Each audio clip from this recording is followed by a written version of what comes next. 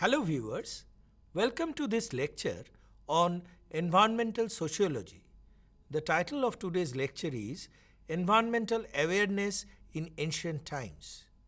In this particular lecture, the major objectives are to know the significance of Earth Day and its reference to ancient Hindu literature, to mention the message of conservation in the ancient Hindu scriptures, to compare the green architecture in the world with that of the one mentioned in the ancient scriptures, and also to discuss the environment conservation in the work of the famous Nobel laureate poet Rabindranath Tagore. So to start with, the Earth Day celebration, which was initiated on 22nd of April 1970 in United States of America, where almost 10 million people across the nation gathered together to celebrate Earth Day, to make people understand the earth is so important and the conservation of earth actually is needed to protect the human race in future. And subsequently there were different people before the Earth Day celebration that also was mentioned in their work. That is the French sociologist Durkheim, or the German philosopher Karl Marx, or German sociologist Max Weber. They were mainly noted for their sociological work. That is, the Durkheim was mainly working on the collective consciousness, on a shared way of understanding and behaving in the world, whereas Karl Marx was mainly for the dominant social class and collectively controlling the means of production, and Max Weber was mainly aware of the role of the organization and what is expected from the workers working in that organization. So this particular work was mainly with respect to sociology, but at the same time they had contributions in environmental protection, and they could understand that common people actually is responsible. But somehow their work on environment was not that popular, but they still remain important in environmental sociology. But today, as I have already said, I will be mainly emphasizing on the ancient Hindu literature and scriptures, and to start with, I will begin my journey with the Vedas. The four Vedas, namely the Rig Veda, the Shama Veda, the Yajur Veda and Atharva Veda. These Vedas actually had several sloka, and these slokas actually was teaching conservation of environmental parameters and taught us environmental ethics. We can say that there are certain teachings in the Rig Veda which is quite pertinent with this respect. Mata Bhumi Putro Naha Prithivi. That is, the prayer invokes divine intervention to bless and protect the environment. It also states that environment provides bliss to people, leading to their life perfectly. The rivers bless us with sacred water and provide us health, night, morning and vegetation. The protection of birds, animals is a norm of Hindu religion that was mentioned in the Rig Veda.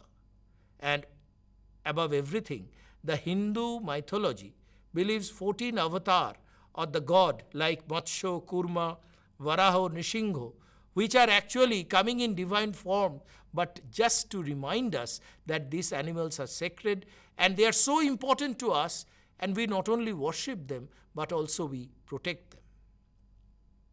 So, as I was talking about Rig Veda, the primal energy and our human body is composed of these components. What are those components? The components of nature, that is the five elements: earth, water, air, fire and space.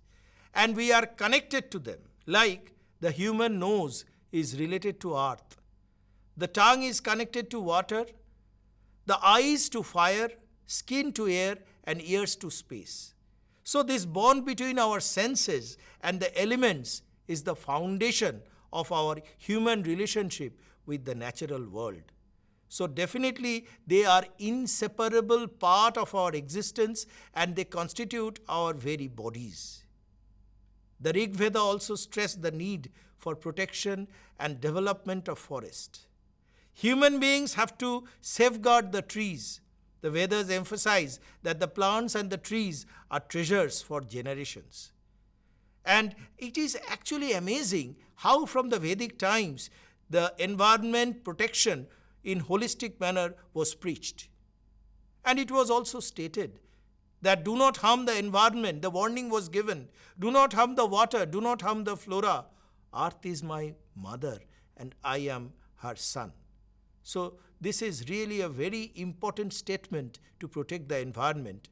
It was also stated, do not cut trees because they remove pollution. The Yajurveda teachings include the preaching of different worship of trees. Tulsi, Pipala, Vatavriksha have great importance to our culture, and their importance were embodied in this particular Veda. The fire and the sun play important role in the purification of the environment, and animals and birds are part of that environment. So accordingly, cobra is worshipped. In the eve of Nag Panchami, cows are offered adoration on the occasion of Balabhadra Puja. So killing of these animals were banned, and many other birds or animals who were acting as scavengers, they could understand that they only removed pollution from the nature by feeding on the carcass and removing the filth from nature. And it was also stated, do not disturb the sky because it will pollute the nature, pollute the atmosphere. We come to the Upanishad, which is a collection of texts that contain some of the central philosophical concepts of Hinduism. And there are actually a lot of similarity that was told in the Upanishad with the Buddhism and Jainism. The Upanishad teaching is something great. It states about those 5 elements, namely the space, air, fire, water and earth. And already it was also mentioned in the Vedas and how it was connected to the web of life. It also states about the dharma, which is often translated as duty, duty of human being. And several times we are remembering this duty towards nature, and the Upanishad says the same thing, our responsibility to care for the earth and protect it. Simple living is a model for the development of sustainable economy.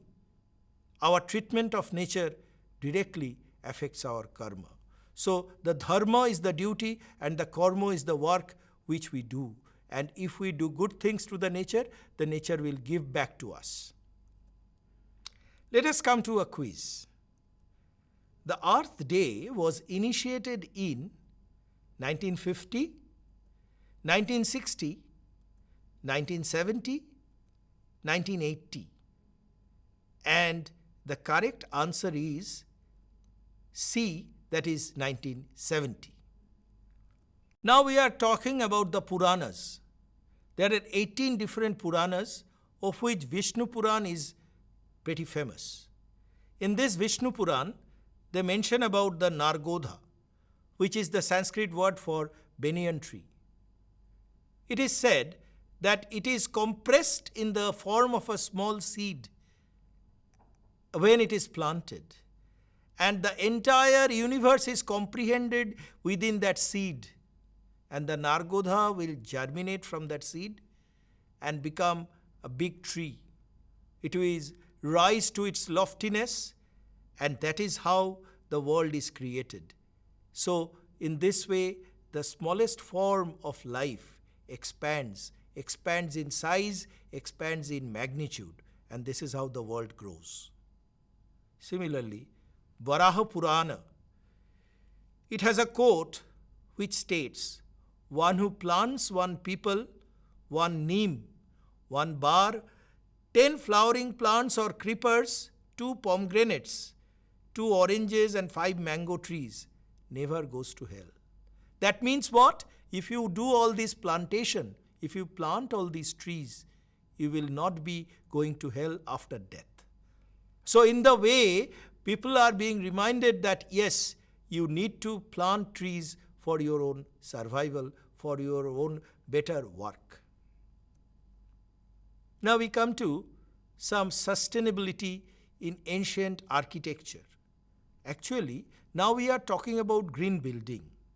In fact, the United Nations World Commission on Environment and Development in the 20th century has mentioned about this meet the needs of the present without compromising the ability of future generations to meet our own needs, especially regards to the use and waste of natural resources. So, naturally, it is mentioned that we need to have sustainable development and recycle the products and do not waste our resources. But this actually is coming up in different buildings, architecture, One Angel Square in Manchester, Park Royal in the Pickering in Singapore, and even the Jawaharlal Nehru Bhavan in New Delhi. They are actually architecture which are examples of sustainable architecture in the present day world. But just think, this is in the 20th or 19th century, but our old architecture is also somewhat similar. This green architecture is also mentioned in the old Hindu scriptures, which shows that the buildings have adequate entry of air, adequate light, and judicious use of lamp or oil because it is energy expenditure, and at the same time the light reflection through different design mirror and gemstone, which actually illuminates the entire building without actually spending excess form of oil or energy. So that is also there in these old scriptures of India. We come to our epics, the Ramayana. The Ramayana written by Valmiki. In this Ramayana, the Ravana, who is actually fighting against Rama, and ultimately when Rama was killing Ravana, Ravana said, I have not cut down any fig tree in the month of Vaishakha. Then why should this calamity befall me? So this explains how Hindu respected trees which constituted large part of their environment through this dialogue of Ravana. We have the Gupta period, Kalidasa, one of those 9 gems in the court of Vikramaditya. He spoke about Himalayas. Himalayas is a Devatatma, and that is a great spiritual presence stretching from west to the eastern sea like a measuring rod to gauge the world's greatness. So in one way, Himalayas is also compared to God, and that is because it is protecting from the cold winds of the north, and it is spreading all over the northern India from eastern to the western side. So not only it speaks about environmental awareness, but also it is speaking seriously to protect the Himalayas. And we right now, we know how vulnerable is the Himalayas, and they are showing earthquake because of these man-made disturbances. The Mahabharata, it is another important epic for all of us, written by Vedavyasa. And actually, this Mahabharata hints at the basic elements of nature that constitute the cosmic being. And here, the cosmic being has the mountains as his bones, the earth as his flesh, the sea as the blood, and the sky his abdomen, the air his breath, and the Agni is energy. So thereby the cosmic being is formed of all those 5 elements which are there in the nature. The whole emphasis of the ancient Hindu scriptures is that human beings cannot separate themselves from natural surrounding of the earth. And similarly, this inseparable relationship is between man and nature, and man and his mother. So thereby nature is actually preached like the mother nature. And thereby planting and preservation of trees is an important exercise that we should do to protect our nature. And also, it has defined the hingsha. The hingsha is coming from the purchasing of flesh, eating flesh, enjoying the taste. So thereby, when we kill the animal, it is said that we are committing hingsha. And there are 3 forms of killing that was also noted in Mahabharata.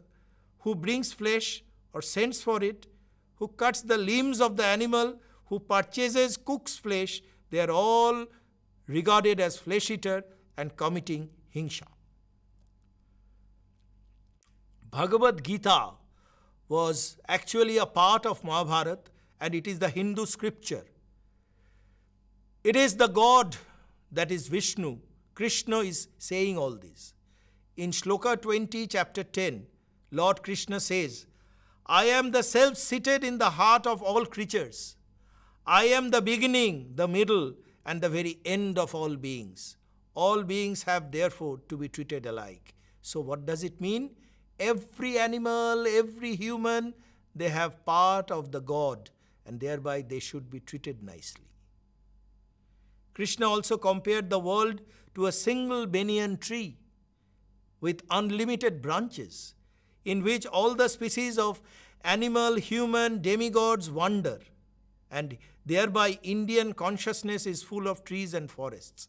So in Hindu rituals, we should have special emphasis as given in 9.26 of Gita, where it is said, Patram pushpam phalam tuam yo me bhakta panchavati dadanam bhakta yupahuratam asnami prayatamana. That is, I accept a leaf, a flower, a fruit or water, or whatever is offered with devotion. That means you offer anything, any plant part with devotion, the God will accept it. Similarly, Adi Shankaracharya in the Vilva Shaktam, he stated, Tridalam, Trigunakaram, Trinetram Cha, Triyayudham, Trijan Mahapasamparam, Ekabilam Shivarapanam. That is, I offered 3 leaves of Vilva Patra to Lord Shiva. It has 3 leaflets which represents the 3 gunas, namely Sattva, Raja and Tamasa. The 3 eyes of Lord Shiva and the triad of weapon. Much later, in 300 BC, Kautilya, that is at the time of Chandragupta Maurya, wrote a famous book of Arthashastra. It is not a book of economics, but it was also having lot of environmental awareness teaching. And in 1904, it was rediscovered by R. Shamashastri, and it was republished in 1909, and English translation was made in 1915. This treatise actually provides a lot of knowledge about environment and conservation, describe the maintenance of public sanitation, and also preservation of environment, forest, and wildlife. In Arthashastra, there are several teachings which include to have a particular abhayaranya. What is that? A reserve forest for animal sanctuary. And these trees, animals will reside freely without getting slaughtered. There was also the post of forest superintendent and penalties for poaching causing damage to forest. Look at this, that this teaching was given in Arthashastra. Superintendent of forest produce appointed by the state for each forest zone is responsible for maintaining the health of the forest, protecting the forest, and assist wildlife such as elephants or hustina.